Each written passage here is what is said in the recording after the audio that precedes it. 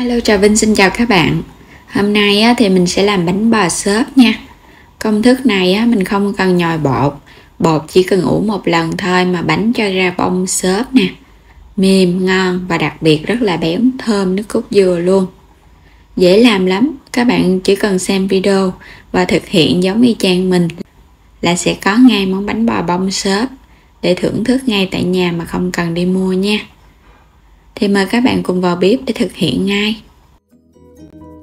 Mình chuẩn bị đây là 250g bột gạo, thì mình dùng cái loại bột gạo lọc hay là bột gạo tẻ. 120g đường, thì lượng đường này là vừa ngọt á. 300ml nước cốt dừa, cho 250g bột nha, thì các bạn có thể nhân lên nếu như ăn nhiều hơn. Mình dùng cái loại men khô làm bánh mì, thì mình lừa 1 muỗng cà phê. Đây mình dùng cái hiệu này nè. Chút muối, vani, 1 muỗng cà phê baking powder hay còn gọi là bột nổi á. Mình sẽ cho hết cái phần đường vô trong thau. Công thức này không cần nấu nước cốt dừa, mà mình chỉ cần làm cho nước cốt dừa nó hơi ấm ấm nhẹ nhẹ thôi, để cho phần đường nó nhanh tan á. Còn nếu không thì các bạn cứ để nước cốt dừa bình thường cũng được nha, không ảnh hưởng gì hết. Mình cứ trộn cho đường tan. Sau khi đường tan thì mình sẽ cho hết muối vô. Rồi mình cho thêm ống vani cho nó thơm phần bột bánh á. Mình cho tiếp cái bột nở giúp cho cái bánh nó nở xốp hơn á. Men nở thì giúp cho cái bột của mình nó nở ngon. Có thể bỏ qua bột nở nhưng không thể bỏ qua men nở. Trộn xong rồi thì mình sẽ cho bột gạo vô. Thì mình cho vô từ từ để mình trộn cho nó nhanh á. Đối với cái bánh bò xốp thì các bạn không cần nhồi bột, mình chỉ cần trộn đều. Cũng không cần phải nhồi bằng tay nữa. Thì cái lượng này là mình thấy cái bánh bông xốp mềm ngon. Các bạn cứ trộn đều cho nó tan ra. Đây bây giờ mình thấy bột nó tan rồi nè. Nhưng mà trộn không thì nó sẽ không có mịn. Tại vì mình không nhồi đó. Cho nên là các bạn sẽ đi gây lại nha. Cho hết cái phần bột ở trong thau qua cái gây.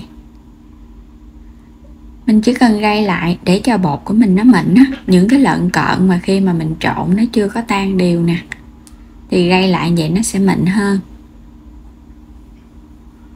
Rồi vậy là xong rồi nè. Bánh bò xốp rất là dễ làm các bạn. Mình cho bột trở lại cái thau để mình ủ á.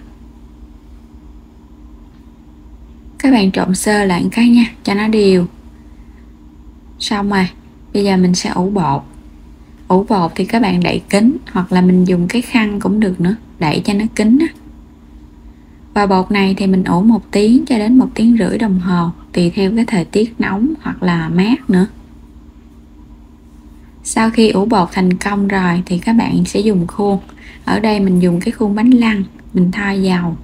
Các bạn có thể dùng những cái khuôn nhôm hoặc là cái chén nhỏ nhỏ cũng được nữa. Xong rồi cho hết vô trong cái nồi, hấp cho nó nóng khuôn. Phần bột các bạn kiểm tra đến khi nào mà mình thấy nó nổi lên gấp đôi và có nhiều cái bong bóng nhỏ nhỏ. Khuấy bột lên thì mình thấy nó xốp vậy nè, là bột nó mới đạt nha. Nếu như mà trời mát quá thì sẽ ủ 1 tiếng rưỡi. Các bạn có thể ngâm ở trong cái thau nước nóng. Đây mình thấy cái bong bóng bọt nó nổi lên rất là nhiều. Khi khuấy bột lên thì bột nó xốp và nhẹ tay, như vậy thì bánh mới đạt. Quay trở lại nồi hấp, mình nấu cho nước sôi lên, khuôn cũng nóng. Các bạn sẽ cho bột vô. Mình hấp cho khuôn nóng là để khi bánh chín nó không có bị dính khuôn. Mình đừng có cho đầy quá nha, bánh nó còn nở ra nữa. Xong rồi sẽ đậy kín nắp, phủ khăn, mình hấp 15 phút với lửa lớn. Bây giờ thì thời gian chờ bánh, mình cho vào 200ml nước cốt dừa, 2 muỗng canh đường, chút xíu muối, bột gạo để thắng nước cốt dừa mình dùng 1 muỗng canh. Khuấy đều lên, khuấy cho bột nó hòa tan. Cho lá dứa vô cho nó thơm nha, không có lá dứa thì cho vani cũng được. Bắt lên bếp thì các bạn khuấy nước cốt dừa, mình để lửa nhỏ, khuấy từ từ để nước cốt nó sệt lại cho nó chín và có độ sệt như vậy là được nè. Tắt bếp, quay trở lại nồi bánh hấp đúng 15 phút thì các bạn tắt bếp luôn, rồi mình mở nắp ra từ từ. Bánh nở đều, mặt trên láng mịn nè, không hề bị chai. Lấy bánh ra thì bánh này chờ cho nó hơi nguội bớt một chút là mình có thể lấy ra khỏi khuôn được rồi. Rất là nở luôn ha. Bên trên láng mịn nè. Mình dùng cái khuôn này thì nó không có dính đâu. Và các bạn hấp nóng trước nữa, nên là nó chốc lóc à. Bánh mềm đều nè, nở đều từ trên xuống dưới luôn. Lấy ra dễ dàng, không có bị chai, xung quanh bánh cũng nở đều.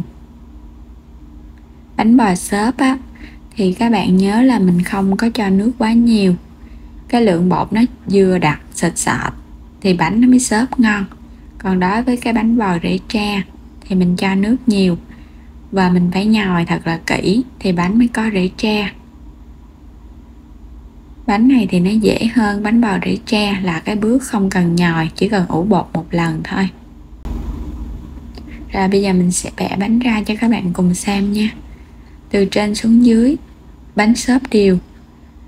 Nó ngon giống như là mình làm với gạo xay vậy đó. Ở bên trong y chang như cái miếng bông mút, và cầm lên rất là nhẹ tay. Pha bột mà các bạn dùng nước cốt dừa thì bánh nó ngon lắm, vì nó có cái độ bóng á. Và ăn thêm nước cốt dừa nữa thì hấp dẫn lắm. Và bánh này thì các bạn cũng có thể ăn không vậy cũng ngon nha, vì trong bột đã có nước cốt dừa rồi. Và muốn cho nó đậm đà và béo hơn thì mình chấm thêm với nước cốt dừa thắng riêng. Và cái phần nước cốt dừa chấm này thì mình làm nó hơi đặc, chấm nó mới ngon. Rất là béo luôn. Bột thì xốp mềm, thơm thơm mùi vani, nghe được cái mùi men bánh bò đặc trưng. Làm từ gạo đóng gói, làm từ cái loại bột đóng gói nhưng mà bánh vẫn ngon y như bánh truyền thống. Siêu béo, siêu mềm, mịn, ăn vào nó mềm tan ở trong miệng luôn. Và bánh bằng cái bột đóng gói này á, thì các bạn ăn trong ngày nó sẽ ngon hơn qua ngày hôm sau. Qua ngày hôm sau thì bánh sẽ hơi khô lại chút xíu nha. Và đến đây thì mình chúc các bạn ngon miệng. Đừng quên đăng ký kênh để nhận các video mỗi ngày, xem kênh ủng hộ mình, like và chia sẻ kênh. Xin chào tạm biệt, hẹn gặp lại các bạn trong những video tiếp theo.